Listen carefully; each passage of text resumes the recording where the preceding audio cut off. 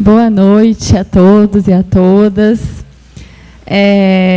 Eu gosto muito de vir aqui. Até queria contar para vocês que esse ano eu declinei de praticamente todas as palestras que me convidaram para dar fora da minha casa, que é o GEAL, Grupo Espírita André Luiz. Mas aqui eu não consigo declinar. Primeiro porque tem o seu Nelson, que é uma pessoa que me socorre muito. Eu que marco as palestras no GEAL, e sempre que alguém falta, alguém acontece, ele está sempre ali, firme e forte. Então, eu sou muito grata ao seu Nelson, que não está aqui hoje, parece que fez uma cirurgia, mas acredito que esteja tudo bem, né? E eu tenho muitos outros amigos aqui no centro também, nesse centro, então é muito gratificante estar aqui.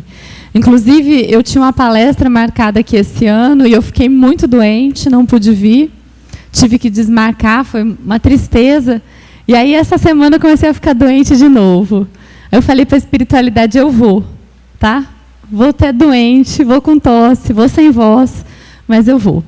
Então, até me desculpem se falha a voz, se vier a tosse, realmente parece uma coisa. Bem nessa semana aconteceu novamente, mas aqui estou para passar a mensagem. E a mensagem de hoje, gente, a gente vai falar um pouquinho sobre olhar para dentro de nós e desenvolver algumas potencialidades. E a potencialidade que eu quero falar para vocês que é importante a gente desenvolver é a autoestima, que é como a gente se relaciona conosco mesmo. O que tem a ver isso com o espiritismo, né? A pessoa fala, mas Érica, o que tem a ver? Tem tudo a ver, gente. É muito importante a gente estudar a doutrina, a gente ter esse embasamento, sim, para o nosso dia a dia, para a nossa vida. Mas para quê, pessoal? Para que é importante a gente estudar a doutrina? Para ter alguma coisa a ver com a gente, isso? É para nos melhorar. Para sermos melhor e fazer também um mundo melhor. Então, hoje, a gente tem uma corrente da doutrina muito grande, ficar iluminada, uma corrente da doutrina muito grande, que fala de olhar para si, de olhar da importância dessa meta, desse projeto de vida, que é o autoconhecimento, que é abrir realmente os olhos internos nossos, escanear, ver o que está acontecendo, sabe? Ver o que está bom, o que está difícil. É um processo realmente de aceitar o que a gente tem, que a gente não gosta, que o pessoal chama de sombra, e acolher essa sombra, e também aceitar o nosso lado luminoso, que nós também temos. Então, esse processo, gente, é muito importante. Muitos autores que vêm ali do plano espiritual dizem para a gente que é o projeto de uma vida inteira. É o nosso projeto, é a nossa melhora, a conscientização de olhar para nós mesmos com mais amorosidade e nos conhecer. E nós sabemos que eu imagino que quem esteja aqui tenha pelo menos um pouquinho disso, ou acredite nisso, que nós somos seres milenares. E como seres milenares, a gente vem, pessoal, de muitos erros, muitas escolhas, muitos dramas, muitas dificuldades que nos fizeram já passar muitas coisas muito difíceis. A gente dizem que nós estamos no melhor encarnação nossa. Então, imagina vocês o que nós já fomos por aí. E aí, se a gente está hoje na melhor encarnação, passamos por muitas e muitas provações, dificuldades que, sim, desgastam muito o nosso processo de gostar de nós mesmos. E aí a gente reencarna aqui nesse planeta, na Terra, esse planeta escola, que tem as condições para o nosso aprendizado, mas ainda não tem as condições perfeitas para nos acolher como deveríamos. Por exemplo, todas as famílias do planeta conseguem o pai, a mãe, acolher esse filho da melhor forma possível? Não consegue. Dá o amor, dá tudo que ele precisa. Não consegue. A gente tem. Por quê? Porque todos nós somos ainda muito imperfeitos. E na nossa imperfeição vai a criação também, de como os filhos são criados, de como nós somos criados. Então é muito difícil a gente pôr a culpa, né, em pai e mãe, de mas eu sou assim porque eu fui criar. Não, mas o seu pai e sua mãe também foram. E com muita dificuldade a gente cria diferente os nossos filhos. Mas é muito difícil a gente não fazer as mesmas coisas, não cometer os mesmos erros.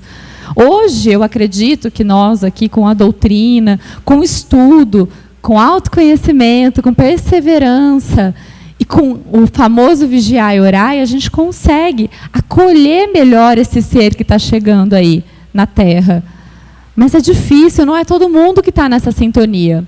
E aí, pessoal, então a gente vem de muitas vidas aí, com muita dificuldade, chega aqui na Terra, num clima muito ainda que não é favorável a nós, e chegamos assim, infelizmente, jovens e na vida adulta, com uma dificuldade muito grande de se relacionar conosco mesmo. E quando a gente tem uma dificuldade muito grande de se relacionar com a gente mesmo, a gente tem uma dificuldade muito grande de se relacionar com o outro e com o mundo.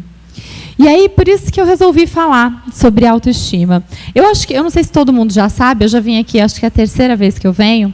Eu faço um projeto lá no OGEAL que chama Oficina de Sentimentos, onde a gente trabalha as emoções. Então, de sábado, a gente medita, faz dinâmicas e estuda. Estuda o quê? Processos que possam nos auxiliar a trabalhar as nossas emoções. E nesses estudos eu percebi a importância absurda da gente falar de autoestima. Porque autoestima parece uma coisa tipo de blogueira, de revista, de famoso. E não é. É como nós nos lidamos conosco mesmo. A autoestima é um dos principais recursos do ser humano para viver bem. Basicamente, ela determina a maneira como as pessoas se relacionam com o mundo, encaram os desafios da rotina diária e se protegem ou se expõem em situações que exigem controle emocional. E aí, pessoal, a gente tem vários complexos de inferioridade. O complexo de inferioridade consiste em um conjunto de ideias que foram recalcadas no inconsciente, o que nós estamos falando, desde a tenridade. E a gente que é espírita sabe que é muito antes da tenridade. Nas outras vidas nossas, a gente já vem com esses complexos de inferioridade, associados já existentes pelas experiências obtidas em vidas pretéritas. Ele age na conduta humana, pessoal, olha só, provocando sentimentos gratuitos de culpa, excessiva carga emotiva, relacionada a pensamentos de baixa estima, frequente sensação de inadequação, sabe? Eu não me sinto pertencente a esse lugar, eu acho que eu não consigo me adequar. E constante frustração em decorrência da desvalorização e da capacidade de habilidade social. Dizem, pessoal, os estudos, que 50%, não, é 70% mesmo, 70% das pessoas têm problemas de autoestima. Mais ou menos, para vocês terem uma ideia, 20% têm uma baixa autoestima. Uma baixa autoestima. E 50% tem falta de autoestima completa. Não tem autoestima. Eu vou contar um pouquinho isso para vocês. O que é a falta de autoestima? Vamos ver se a gente conhece alguém, porque a gente provavelmente não tem esse problema, né? Se magoa facilmente, tem baixa tolerância à frustração, reage mal a críticas, mas se envaidece com elogios. Se sente carente em busca de aprovação, se culpa e se critica demais, tem dificuldades para dizer não, teme um possível abandono e fica remoendo por horas e horas e até dias um conflito. Alguém já pensou em alguém? Alguém lembra? Porque quando eu vejo isso, eu lembro de muitas pessoas. E, obviamente, de algumas partes minhas. Uma coisa que eu queria falar para vocês, gente, que é interessante, eu dei essa palestra, acho que faz um mês, da primeira vez, um mês, mais ou menos, e aí, no dia seguinte, eu encontrei uma mulher, uma amiga, conhecida, na verdade, no meu trabalho, e ela falou, olha, Érica, gostei muito da sua palestra. Caiu como uma luva para o meu marido. E ela falou, só que a gente brigou no carro, porque o meu marido achou que caiu como uma luva para mim. Aí eu falei, vocês já pensaram que pode ser para cada um de vocês e não para o outro? Então, pessoal, primeira coisa que eu venho falar para vocês, tudo que vocês ouvirem aqui não é só de mim, não, de outros palestrantes. Pensa no que você aproveita para você. Deixa o outro pensar o que ele aproveita para ele. O nosso projeto é conosco mesmo. Se a gente conseguir melhorar a gente, nós já estamos ótimo. A gente consegue talvez melhorar o outro nos melhorando, nos transformando. Agora, você é isso? Não, você que se magoa facilmente. Difícil as pessoas que não se magoam facilmente. Então, é um processo muito arraigado, assim, infelizmente, da nossa reencarnação, da nossa encarnação aqui na Terra, esses sentimentos. O Espiritismo fala muito do melindre, que nós somos, às vezes, muito melindrosos, né? Não se pode falar nada, que a casa espírita é muito assim, mas a casa espírita é só uma amostra. Na verdade, em todos os lugares, a gente tem que tomar muito cuidado com o que vai falar, às vezes até críticas construtivas, e nós vamos falar um pouquinho disso, e você vai magoar a pessoa, às vezes ela nem falar mais com você. Então, é muito complicado isso. E qual é o contrário, pessoal, da falta de autoestima? Uma coisa interessante, eu gosto de contar causos, tá, pessoal, que eu estou fazendo as palestras. Essas perguntas eu gosto muito, né? O contrário, o que é? E aí eu estava fazendo um curso sábado, dando um curso sábado, que chama Oficina de Transformação. E aí o pessoal estava contando que odeiam palestrantes que ficam perguntando o que é o contrário de, o que nananana. Eu falei, nossa, vou melhorar. Então, não vou ficar perguntando para vocês, tá, gente? Vou nesse feedback. Vou voltar. O contrário, pessoal, é a resiliência. O contrário da falta de autoestima é a resiliência, a nossa capacidade de conseguir passar pelas situações ainda com tranquilidade. Só que nós vamos ver, pessoal, que essa resiliência, ela vem com bases profundas, com base num processo imenso de você se conhecer e aceitar. A autoestima, ela melhora, sim, o sistema imunológico. E a mente funciona de 3 formas em relação à autoestima. Primeiro, pessoal, é a autoproteção. Autoproteção é exatamente aquele perfilzinho que a gente viu da pessoa que não tem autoestima. Você não pode falar exatamente nada para ela, que ela se magoa e ela repele. Por quê? Ela precisa manter, pessoal, uma ideia de que ela é boa, uma ideia de que ela é porreta. Porque se ela não manter essa ideia, se ela tiver que olhar para aquele lado, ela não tem coragem ainda. Então, ela precisa realmente manter. Então, se alguém chega e fala, olha, você não está indo bem nisso, ela não, pressão sua, você que não deve estar fazendo as suas coisas direito. Então, a pessoa que tem falta de autoestima e está nesse modo de autoproteção, ela é extremamente reativa. E muitas vezes a gente confunde essas pessoas achando que ela, ela é super, como fala, durona. Ela não, ela é mais ela. Não, muitas vezes ela tem um medo tão grande da realidade, tão grande que ela se protege de todas as formas, de todas as críticas, de forma raivosa e muitas vezes reativa. Então, é muito sutil, às vezes, a pessoa que ela tem essa falta de autoestima e está nesse modo de autoproteção, com a pessoa que realmente está desenvolvendo uma amizade consigo mesmo. Porque, pessoal, depois desse modo do cérebro de autoproteção, nós temos um modo do cérebro muito conhecido nosso. Chama autodestruição. Na autodestruição, a gente vai para depressão, síndrome do pânico, crises de ansiedade, tudo isso que a gente vê muito. Eu faço parte do atendimento fraterno lá do GEAL, eu falo, gente, 80% dos atendimentos fraternos são crises de pânico, é depressão, crises de ansiedade. E a gente entra exatamente nesse modo de autodestruição quando a gente, lá no modo de autoproteção, se recusa a ver a nossa realidade. A gente finge que está tudo bem, que a gente é muito bom, que nada vai nos abalar. Só que aí vem a vida. E a vida, como todos os senhores e as senhoras devem saber, não facilita para ninguém. A vida tem problemas, tem dificuldades e chega com a verdade. E quando ela chega com a verdade dela, se a gente estiver nesse modo de autoproteção, tentando não ver a realidade, A hora que ela chega, ela nos destrói realmente. E a gente cai, e cai feio. E muitas vezes é muito difícil levantar. E nós sabemos disso. Quem trabalha em centro, que atende muitas pessoas assim, sabe que muitas vezes é um processo muito dolorido e muito demorado o retorno. O retorno ao outro modo, ao terceiro modo, que é o modo, gente, que nos ajuda, o modo do autoconhecimento. É quando a gente resolve falar, ok, entendi, vou olhar para mim com respeito.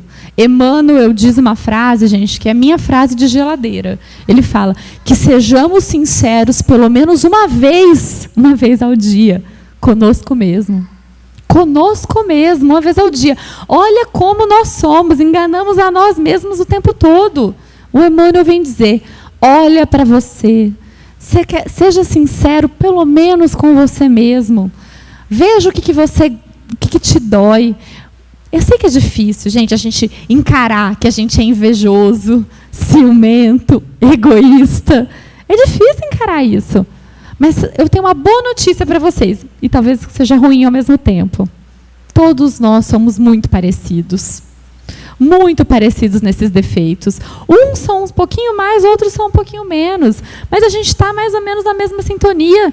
Então, ok, vamos olhar para esses defeitos. Quando a gente começa a olhar para esses defeitos, para essas nossas sombras, a gente já começa a colocar luz nelas. E aí tem coisa que a gente realmente não sabe como mudar. E o que a gente não sabe como mudar, a gente aceita, que vai sendo transformado aos poucos. E outra coisa, pessoal, importante nesse processo de autoconhecimento, é a gente também olhar para o que a gente gosta, porque a gente faz bem. Eu pergunto muito para as pessoas, o que te faz feliz? Hoje a psicologia positiva, eles têm um termo que eu gosto muito, que é flow. Flow é aquele momento que você passa fazendo as coisas que você nem percebe que o tempo passou. E eu pergunto, o que você faz na sua vida que você nem vê o tempo passar, que não te dá fome, não te dá sede? Você faz aquilo e você nem vê. É tão gostoso, é tão bom. Pode ser, gente, cada um tem... Pode ser alguma coisa no seu trabalho, pode ser uma dança, pode ser uma palestra, pode ser cantar. Gente, é tanta coisa. Mas eu convido os senhores a pensar, porque esse flow vai sim ajudar a gente a alicerçar a nossa autoestima, o nosso relacionamento conosco mesmo, e para ajudar a gente a não cair naquele modo de destruição. Porque se a gente faz alguma coisa, por exemplo, se a gente tem um trabalho que a gente não gosta, um trabalho que é muito difícil, só que você, por circunstâncias que eu não sei dizer o quê, nesse momento tem que ficar nesse trabalho. Como que a gente vai fazer para conseguir viver bem, para não cair numa depressão, para não cair numa angústia terrível?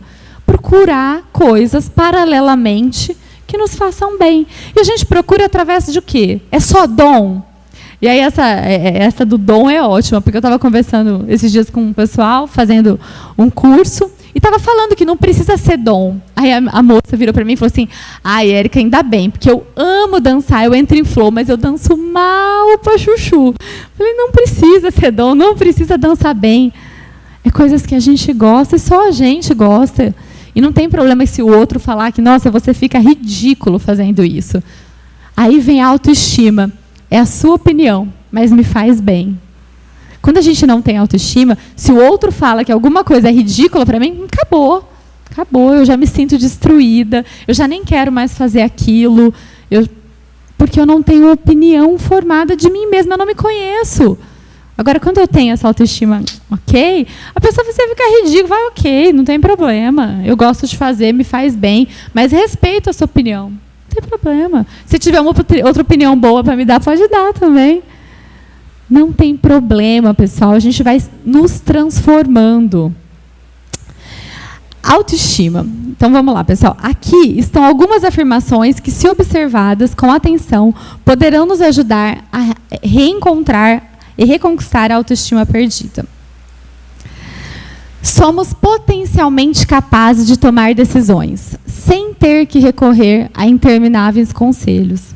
Eu sempre digo, pessoal, que é muito importante a gente, sim, olhar para nós numa situação e ver o que nós estamos sentindo. Assim como também é importante ter pessoas que a gente confie para nos dar uma posição de fora. Agora, o que é ruim e que não leva a gente a nada é você contar a tua vida para todo mundo, pedir conselho para todo mundo. Por quê? Cada um, gente, tem uma história de vida, de dor, de amor. E ela vai te falar conforme a história dela, que não é a sua. Então, é interessante a gente ter um ponto de vista de fora, de uma pessoa que nos ama e que a gente confia, sem sombra de dúvida. Agora, a gente parar em todo banco de ônibus e contar a vida achando que o outro vai te ajudar, eu garanto que vai ser muito difícil a gente encontrar ali e não vai ajudar a gente nesse processo também de nos conhecer. Possuímos uma individualidade divina, completamente distinta dos outros. É o que nós estávamos falando, da nossa individualidade. A dor e a alegria é só minha. Como diz o poeta, né, cada um sabe a dor e a alegria de ser quem é. A dor e a delícia de ser quem é. A dor e a delícia de ser quem é.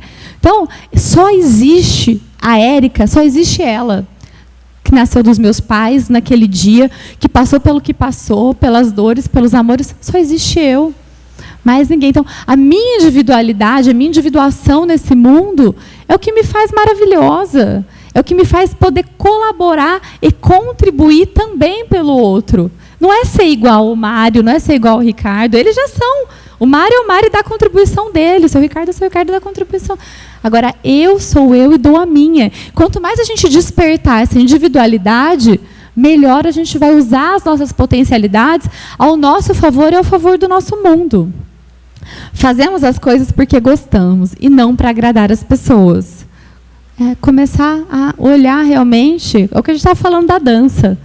É a historinha da dança. Encontraremos sempre novos relacionamentos, por isso não termos medo de ser abandonados.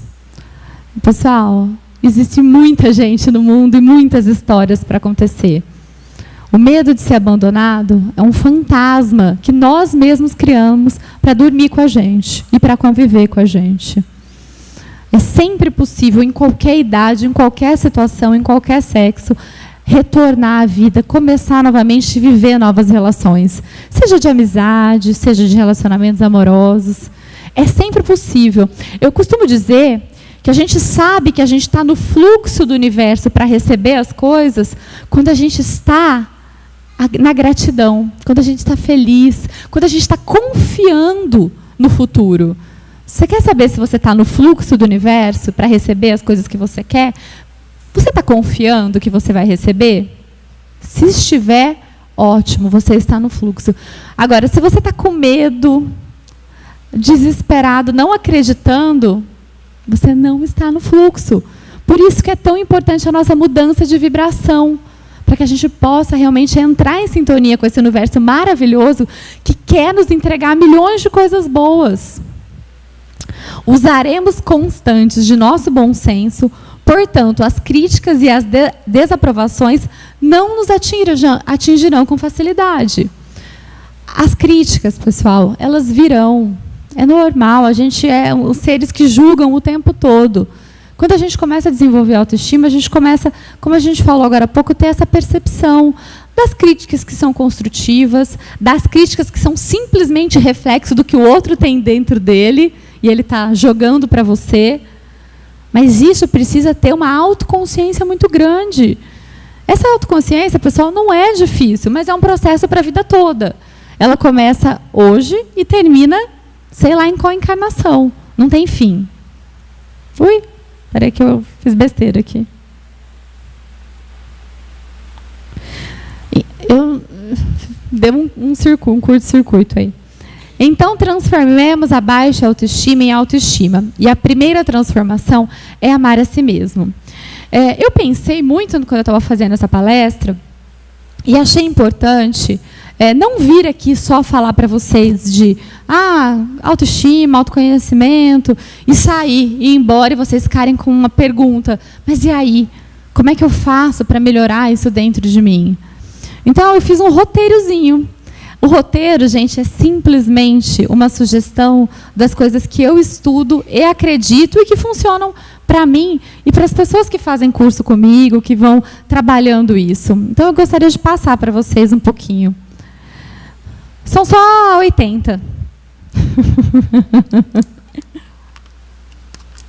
Não são 80, mas eu acho que é uns 20, tá, gente? Vou até tomar uma água. Eu vi que eu estou ainda na hora. Estou na hora, né, seu Ricardo? Tem esse restinho de ano. Você sabe que lá no GEAL, eu que controlo o tempo, né? Aí o palestrante vai chegando às 9 horas, eu já vou entrando na porta, assim. Todo mundo já sabe que está na hora de acabar o negócio. Tem gente, meu marido, quando dá palestra, ele nem olha para mim. Para eu não atrapalhar o tempo dele, sabe? Nem olha. Para eu não atrapalhar o tempo dele. Para fazer 1h30 sem pensar. Seja o melhor amigo que você tem. Incentive e ame a si mesmo. Não tenha expectativas de ser perfeito. Dê uma chance a si mesmo. Quando a gente tem um amigo, pessoal, passando por dificuldades, como é que a gente faz com esse amigo? Ele chega e fala, nossa, a gente fiz uma besteira, olha, nossa, você não sabe, errei. A gente acolhe esse amigo. A gente, não, vem cá, tá tudo bem, você vai... A gente faz um acolhimento, não faz, pessoal? O que a gente faz com o amigo? E com a gente mesmo, quando a gente erra? Tchá, tchá, sua burra. Você é uma idiota mesmo, né? De novo fazendo isso, não aprende, não vai aprender nunca. Olha, por isso que as coisas boas não acontecem para você. A gente tem um repertório maravilhoso. Naquele modo de autodestruição, existe um personagem principal. Ele chama crítico interno. E é esse crítico interno que vem toda vez que a gente vai fazer alguma coisa, assim, que a gente erra, ou que a gente vai fazer uma coisa nova. Ele vem para dizer essas frasezinhas que eu disse.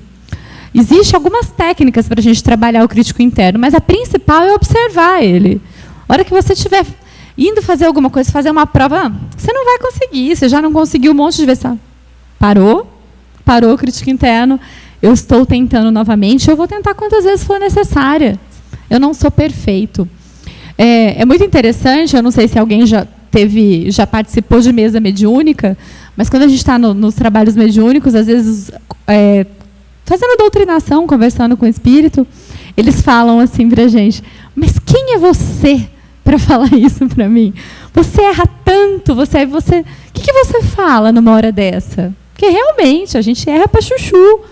Você fala, olha, eu sei, mas eu estou tentando ser melhor. Eu estou tentando melhorar. Se isso for verdade, vai ecoar, tanto no espírito como dentro da gente, no nosso espírito. Mas é importante que seja verdade, é importante que nós estejamos nesse movimento de melhora, de sermos melhor. Então, que a gente acolha nós mesmos que nem a gente acolhe um amigo. Pensa nisso, pessoal. Pensa nisso. Tome tempo para gozar sua vida. Escolha algo que você gosta e programe isso dentro do seu tempo. Assim como marcaria uma consulta médica importante, faça disso uma prioridade. Todo mundo acha horário para ir no médico. Todo mundo. Agora, para fazer as coisas que fazem bem para a gente, para a nossa alma, para o nosso espírito, não. Isso eu nunca tenho tempo. Estou sempre ocupado. Mas tempo para ficar também no WhatsApp, no Facebook, nessas coisas. Hoje em dia, a gente sempre acha. Aliás, como nós perdemos tempo de qualidade com isso. E eu não estou dizendo, gente, que não são boas ferramentas, porque também são boas ferramentas, desde que a gente saiba usá-las. Saiba usá-las. Tem gente, pessoal, eu não sei se vocês sabem, imagino que sim, que é viciado. Existe vício mesmo, existe tratamento. Clínicas que tratam pessoas viciadas em redes sociais, em celular. E os adolescentes hoje são os maiores, porque para eles são esponjinhas, tudo vem e eles pegam. Mas a gente também está terrível. Eu vejo que também nós não estamos muito diferentes nesse negócio de telefone, não. Então, pessoal, fazer do que a gente gosta uma prioridade na nossa vida. Livre-se do passado. Abra mão da dor, da raiva e da culpa. E se alguma delas voltar a se infiltrar na sua vida, livre-se delas quantas vezes for preciso. Pessoal, sabe para que o passado serve? Eu mesma vou responder, porque eu já sei que é chato ficar perguntando. O passado serve para quê, pessoal? Para a gente aprender. É lição. Aprendeu. E aí, sabe onde mais existe o passado? Só na nossa mente, mais lugar nenhum. Aí o que a gente faz? A gente fica retornando ele. Toda hora retorna, mas é a gente que chama ele de volta para nós. Porque nem nas fotografias eles têm mais, porque a gente não revela. Não tem mais lugar nenhum, o passado ele não existe. Aprendizado e acabou. Não tem máquina do tempo que faça a gente voltar. Não tem como a gente reviver o que a gente sofreu. Aquilo já foi. A gente precisa desapegar. A raiva, pessoal, a raiva, a tristeza, esses sentimentos, eles duram muito pouco, muito pouco. Eu digo, tem um estudo que diz que duram minutos. O resto é a gente que puxa de volta para nós. Prestem atenção, o quanto a gente faz isso. A gente vive sofrendo pelo passado por uma escolha nossa.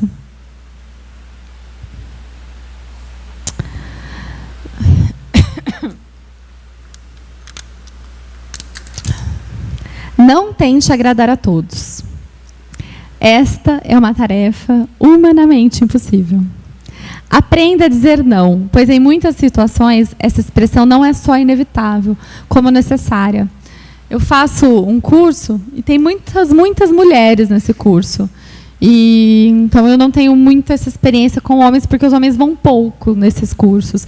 Mas as mulheres dizem que tem uma dificuldade muito grande de dizer não. De dizer não para todo mundo, para filho, para pai, para família, para amigos. E aí elas vão ficando realmente sobrecarregadas e não olhando para si, só simplesmente vivendo o que o outro quer. Eu lembrei de uma historinha, mas acho que não vai dar tempo de eu contar. Vamos lá. Pode? Estou pedindo aqui, pode? Tem um livro que ele fala de uma senhora que ela reencarnou na Terra e ela reencarnou, viveu a vida dela de jovem e tal, e aí ela começou que ela queria casar e ter filhos. Eu quero casar, ter filhos, quero casar, ter filhos. E aquilo não acontecia na vida dela, ela não acontecia.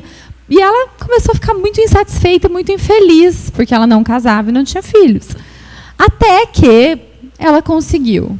Casou, teve filhos e viveu para os filhos e para o marido. Foi a vida dela, viveu para os filhos e para o marido.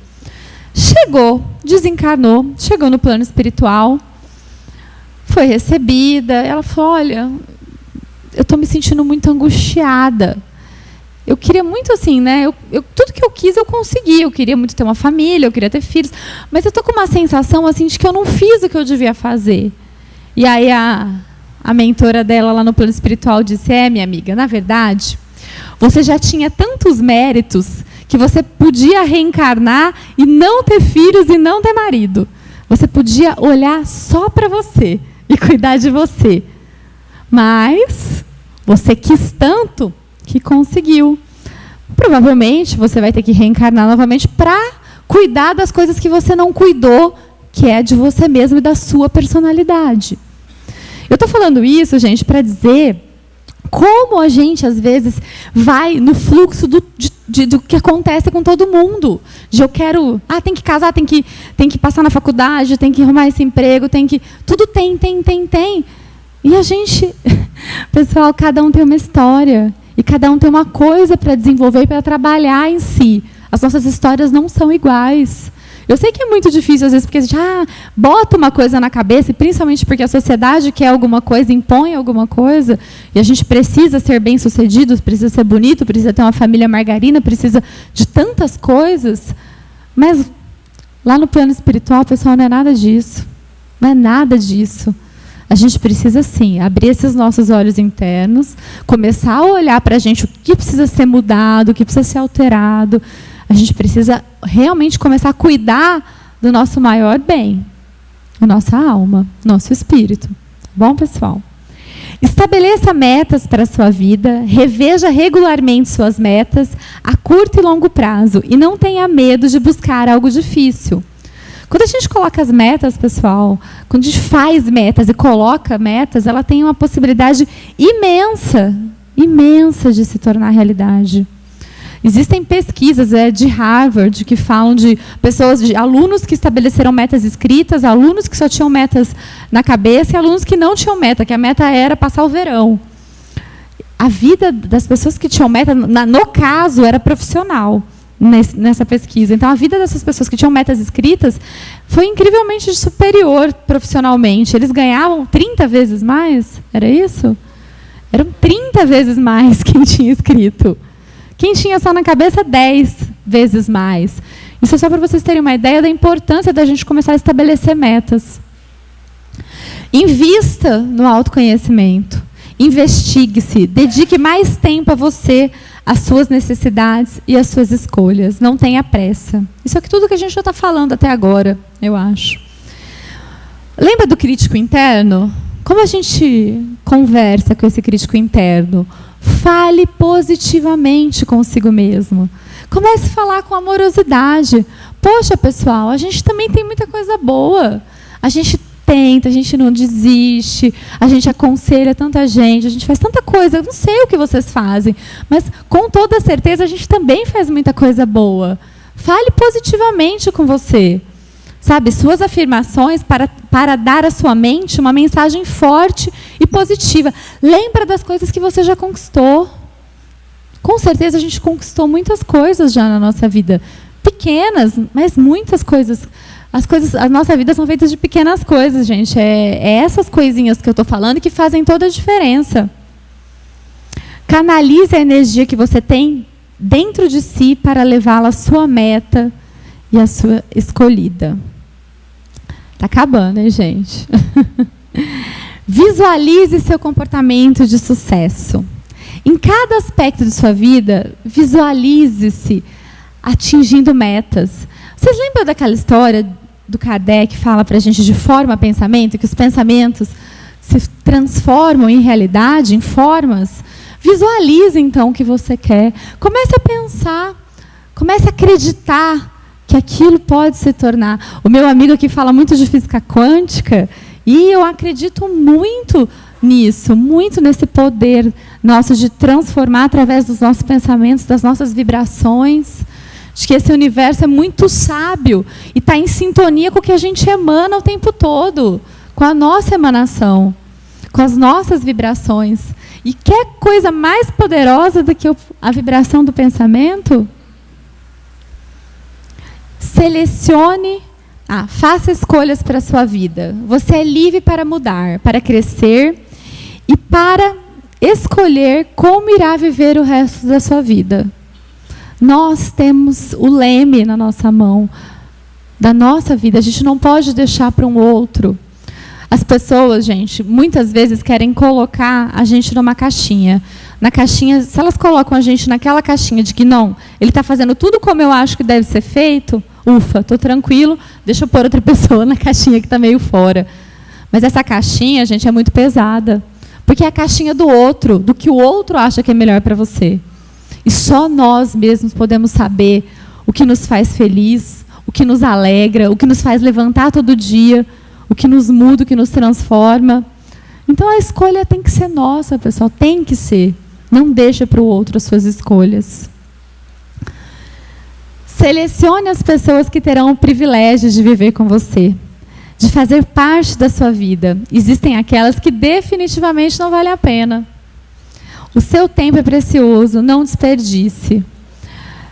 É muito difícil, gente, quando a gente começa a mudar e se transformar, muitas pessoas começam a não querer. Aquela pessoa enlouqueceu, está doida, mudou. E começam a realmente, às vezes, ser muito negativas e ser como se fosse uma âncora para não deixar a gente ir. Eu não estou dizendo aqui que a gente deve deletar essas pessoas da nossa vida, mas que a gente deve seguir em frente. E que se essas pessoas quiserem se transformar, se melhorar e nos acompanhar, que façam o movimento delas. Mas a gente não precisa ficar convivendo com pessoas que nos fazem mal, que nos judiam, que nos tiram a paz. Não é necessário. Tem uma historinha que eu acho muito boa também, a senhorinha, ela era casada, e ela era espírita, e ela falava, olha, eu vou terminar essa reencarnação com esse rapaz, com esse meu marido, porque eu não quero mais voltar. Deu para mim. Mas como eu não quero mais voltar com ele, eu vou terminar. Mas viveu uma relação assim horrorosa. Chegou lá no plano espiritual, para a surpresa dela, você vai reencarnar de novo com o José. Ela, não. Pelo amor de Deus, eu suportei esse homem uma encarnação inteira, já deu, acho que já paguei meus pecados. Falei, não, você entendeu errado. Jesus não disse para a gente se suportar, disse para a gente se amar. Então, pessoal, há uma diferença muito grande. Você está suportando alguém, não vai adiantar nada, tá? Ou você ama, ou vai viver sua vida e deixa que o universo vai cuidar também dessa pessoa, tá? Alice a pessoas, aprenda a depender dos outros para obter informações, apoio e exemplos. Você não precisa fazer tudo sozinho.